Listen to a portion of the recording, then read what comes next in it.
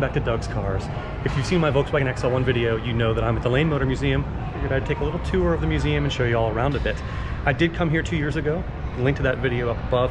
It was the Citroën Centennial, or the Centenary as they called it in the UK, of Citroën.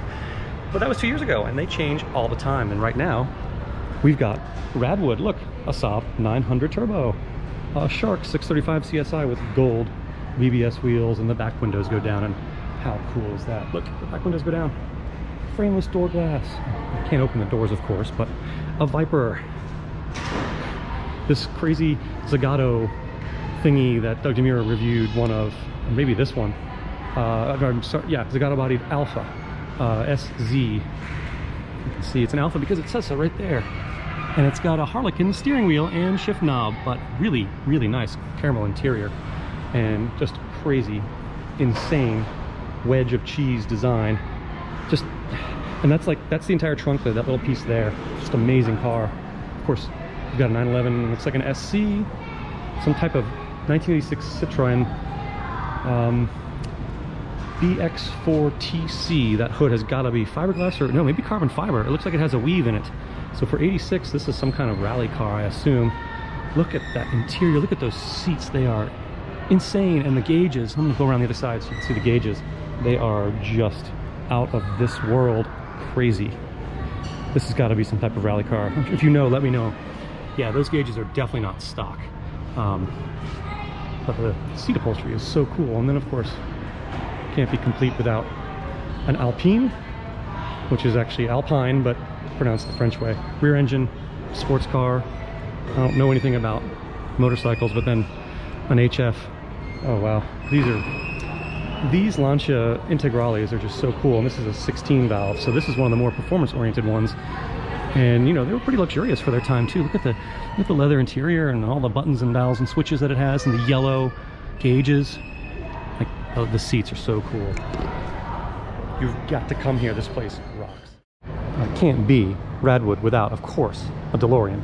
Stainless steel. There was a great documentary that just came out about Delorean and his life and all the trials and tribulations that he had, because he went from incredible highs to the absolute lowest of lows and died pretty much penniless, unfortunately, even though at some point he was kind of, you know, vindicated in what happened. This has a Massachusetts sticker on it, although this car would never rust because it's fiberglass and stainless steel. And despite the fact that it does have dual exhausts, this thing made like 125 horsepower, maybe 130 all.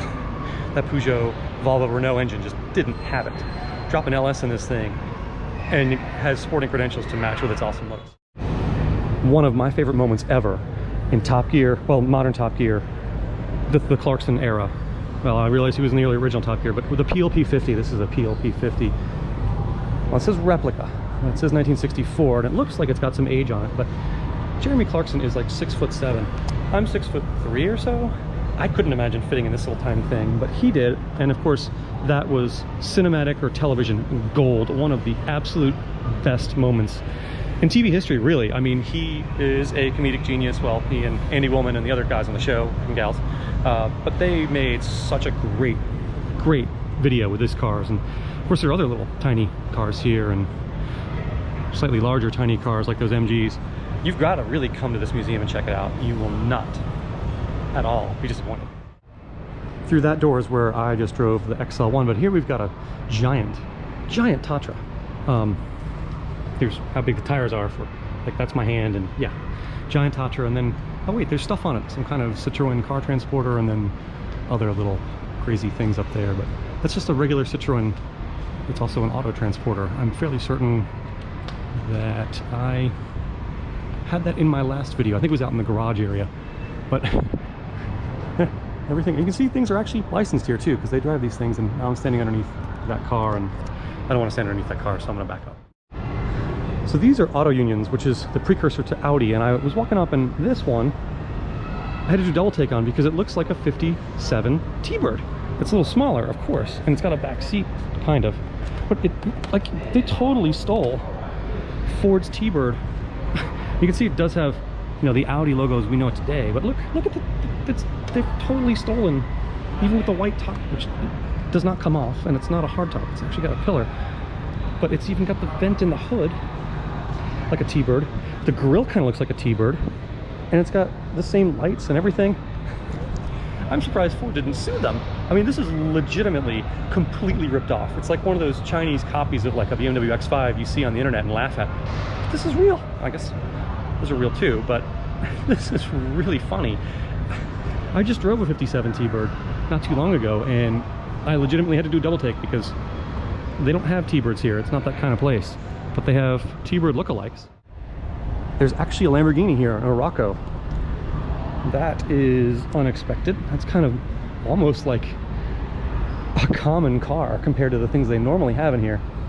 Oh, it came from Virginia. I think I've seen this one before. I think this might have been here last time I was here as well, but it's a 76 in orange, like a reddish orange. It's like it's been repainted at some point. Let's see. Yeah, it even shows up at least on the camera video screen, different colors there, but hey, it's 46 years old, something like that, 45 years old. Tan interior. Nobody's fitting in those back seats, although it'd be fun to see Doug DeMuro try to get in. I would probably try as well. The reason I was walking down this aisle is because this is where a lot of the Italian cars are, and okay, yeah, these are fairly common, but I wanted to see the little 4x4 Panda. This is something I've always kind of liked and wanted.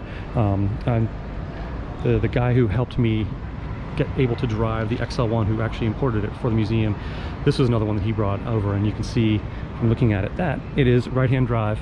And of course it does have a UK registration on the back because he supplied this for the museum. And it's got a tow hitch, pretty heavy duty stout looking one. And it's four-wheel drive, and oh, it's also four-wheel drive. And I have no idea what you could tow with something like this. It probably has 50 horsepower, 60 horsepower at most, but that is something cool. That thing's like a little mountain goat. That will go anywhere, just not fast. Now, I know from following a lot of British car people that these Renault 205 GTIs are just amazing cars that everybody in the UK loves. This is a 1.6, which I think some people prefer. You can see the interior is really cool with all the red stitching and the gray and the red carpeting, and appears to be power window controls way down there on the floor for some reason. Yeah, you can see them kind of there. Obviously, these were not sold in the US, so I didn't grow up with these. Now, Rabbit GTI, maybe a little before my time, but Golf GTI, yes, those were something I was aware of. But this, you know, I just never really got to see these. They just were never sold here, and this is probably one of a few in the entire country. But there's one here, and it's just cool to see. They have a lot of Tatras here, which are rear-engine air-cooled Czech cars. They have V8s, and they range all the way up to a very modern one. I believe that's from the end of the line. Last time I was here, I got to take a look at it, and I think it was from like 1997. And it's got every creature comfort you could think of. I apologize, 96. But I mean, look, you've got leather wood dash, power windows, climate control, everything you could possibly think of. But these cars were just really expensive to build. And, you know, they came out of an era where these were basically made specifically for like the elite in Czech society. Here's an earlier model with crank windows and velour. But yeah, these all had rear-mounted V8s, and they were dangerous to drive if you didn't know what you were doing. Now, one of them here was actually rolled over when they tested it. A lot of these cars were taken by Nazi officers when they, you know, in the Second World War, when they invaded Czech Republic, Czechoslovakia. And these, because the engine, you know, was in the back and they were very tail heavy, were not easy to drive if you know what you're doing, and they rolled over and killed a lot of Nazi officers. So, you know, they came to fame because of that. But they did make them all the way up to almost 2000. And I can remember I was in Czechoslovakia in 1992, when it was still Czechoslovakia, before the Velvet Revolution.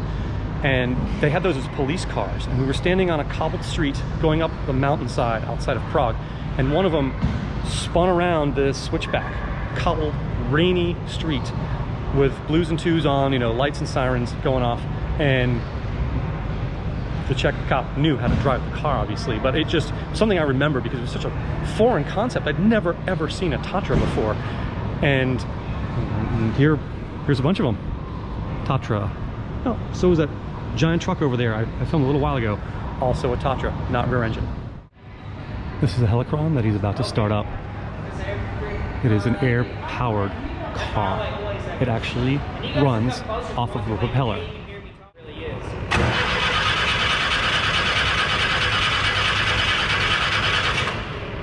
really cold nature, so I gave it a second.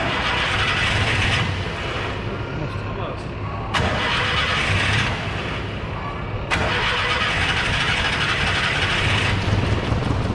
So that's almost. That's barely off. That's the engine running.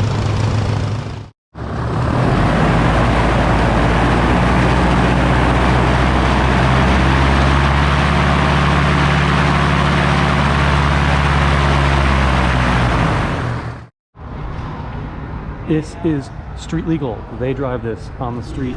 I'm sure that propeller eats lots of pedestrians and chickens and stray dogs and things like that, but what an awesome car.